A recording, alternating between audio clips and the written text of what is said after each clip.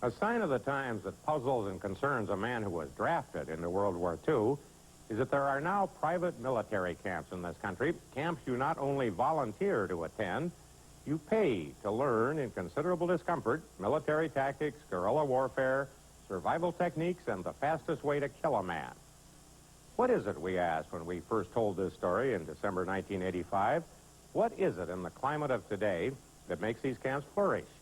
Frustration with our military record in the last 2 decades? An outlet for would-be Rambos? A symptom of the malaise that produces far-out fringe and hate groups? Whatever the reasons, camps are there, a dozen or so of them, and they're popular. One of them was, until recently, in the woods of Alabama.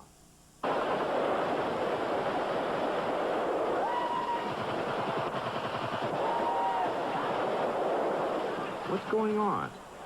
It's a bunch of students training to be mercenaries, soldiers of fortune, a few miles from Birmingham. A handful of these people may really go on to become mercenaries, but most of them are here to find out how tough they really are, or to get ready in case of an invasion of the United States. What kind of people are they? Students, clerks, businessmen, security guards, a lawyer, a policeman. They ranged in age from 18 to 60. And they were from Maine and California and a dozen states in between. 2 were from Germany, 1 from Latin America. We can do as much with a man in 2 weeks as the military can do with them in 8. Frank Camper runs the school. He's a combat veteran of Vietnam who has worked as a mercenary for pro-American forces in Latin America and the Middle East. The military has restrictions on how we can't train because it's too hot. We have to give our people so many hours of sleep. We have to feed our people so much per day. I don't do any of that. We don't feed our guys.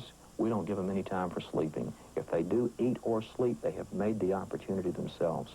We're teaching people to exist and to fight with no support. The U.S. military teaches you to be dependent. We teach men to be independent. There were 21 people in this class. They got constant, intensive training. A lot of it was about guns. On the AK-47 select fire model, we have 3 positions on the safety. A lot of it was about knife fighting. Here, and just rip it right on down. Just tear it right down into here. And a lot of it was about hand-to-hand combat. Hold him down for a while. It's not like Boy Scout camp. The students were encouraged to hurt each other. Good going! Good going! The emphasis was on killing techniques. They learned about the school through ads in adventure magazines or by word of mouth. Some of them found it hard to explain why they were there. What are you doing here? Just getting in shape, keeping trim, all right? How do you think you'll use it? Well, for personal satisfaction, I feel. Yeah. Tony is 40. He runs a food market in New Jersey. Bob is a 22-year-old salesman from a New York City suburb. Why are you here? Personal. Personal? Yeah, just, you know, add to what I got, I guess. It doesn't look like a bowl of cherries when we hear. You expect it to be. In order. They paid $350 each to get into this 2-week class, and they had to supply their own clothing, equipment, and food. They were not allowed to bring firearms. They were given non-working guns to get used to carrying them. They did get to shoot a wide variety of rifles and machine guns under supervision. But otherwise, all live ammunition remained in the hands of the people running the camp.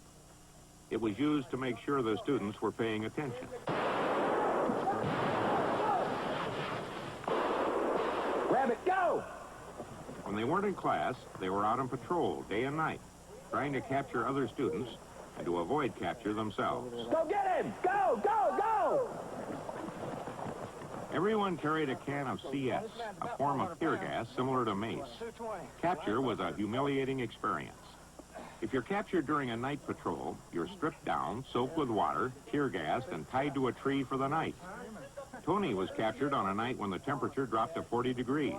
Get a headshot, it's all over. No one has ever been killed, but people do get hurt.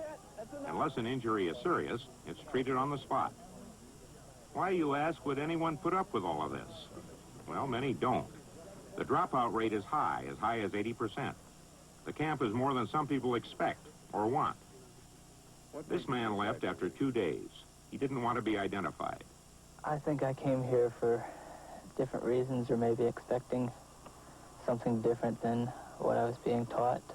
I like the outdoors. I like the idea of surviving in the woods, but I don't know. I think I took a different look at the killing aspect of it. That's not what I'm here for. Use your knife, man. Cut his throat. If the school has a philosophy, it is that the United States has become soft, that it has forgotten how to win wars. The United States government, the United States military does not want to realistically deal with the Soviets, and we lose every time we go up against them.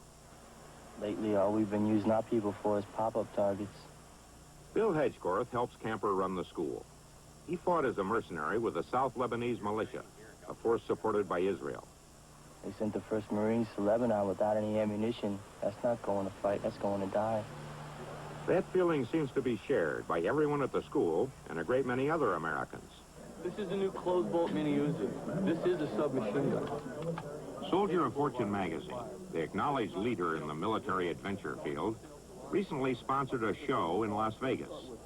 Thousands of men and women showed up to look at the latest in firearms, military clothing, and gadgets of all kinds. It's used as a non-lethal close-range impact weapon. It can take a man down with a single shot up to 6.5 feet away. Okay, a lot of these people like the macho look of camouflage uniforms, paramilitary chic, if you will. But Colonel Robert K. Brown, founder and publisher of Soldier of Fortune, thinks many of his readers have a genuine concern about America's ability to defend itself.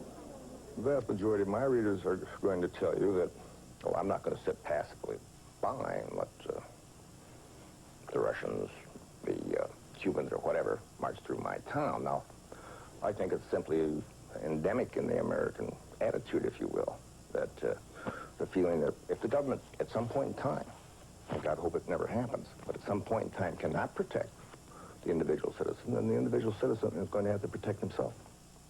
In an editorial in his magazine, Brown was contemptuous of operations like Campers. I think it's pretty much useless, a fraud. People have asked me before, what are good Merc schools? Well, I reply, Fort Benning, Fort Bragg, Camp Pendleton. Anybody that thinks that they're going down to a school of that nature and then are going to go out and get employed by some regular army someplace or some group that requires capable, experienced combat personnel, that's fantasy. Now, if you want to go running around the woods for a while and learn some few combat techniques, fine, but I wouldn't bet my life on it. We've never had anybody from the magazine here. We've never had any of the staff or the editorial people. Brown never checked before he wrote the editorial. Most of our guys, before they will go overseas, will go through 5 to 10 qualification courses here, train for a year straight through, or maybe 2 years, before they try it. They're not foolish people. Okay, guess. Go, go, go, go, go! There are at least a dozen similar camps operating in the United States. But Frank Campers became famous, or notorious, last year after 7 Sikhs were indicted in the United States for plotting to kill Indian Prime Minister Rajiv Gandhi. It turned out 4 of the Sikhs had gone through Campers' school. They had even tried to recruit assassins while they were there. Camper says he called the FBI as soon as he heard from the Sikhs, and they were allowed to take his course only as part of a sting operation. I can't really give out any details of the operation that the FBI conducted against the Sikhs in this country. I can say that we did assist to the best of our ability. I feel that my people did a very good job. We stopped a lot of grief that could have happened from Sikh terrorism. Cecil Moses, special agent in charge of the FBI in Birmingham, backs Camper's story. But the fact that he cooperated certainly was instrumental in, I think, actually saving the life of a foreign prime minister. Get the next one in. Go back. Alabama Attorney General Charles Graddick is trying to close Camper's school because, Gradick says, it trains terrorists. Gradick declined to be interviewed by 60 Minutes, but he has called the school a disgrace to Alabama. We don't swing to the far left or to the far right. We don't have a racial or a political position to keep people out. We're not a Ku Klux Klan. We're not a Jewish Defense League. We're not a some fringe element training people for instructed hatreds. The terrorists stay away from us, and the radicals stay away from us because we don't feed their fantasy. Camper's course is divided into two parts. Those who get through the first week of classes, combat and patrols, receive the association emblem, the Recondo patch. I want to thank you for being here, and I want to congratulate you for earning this patch and doing everything that was expected of you in all the conditions we had out there. Those who stay for the second week earn a diploma, provided they can survive E&E, which is short for escape and evasion. Presumably, by the end of the first week, the students have learned to kill, or, maybe more important, to avoid being killed. So, as the second week begins, they get sent out on their own to survive, to live off the land while being hunted.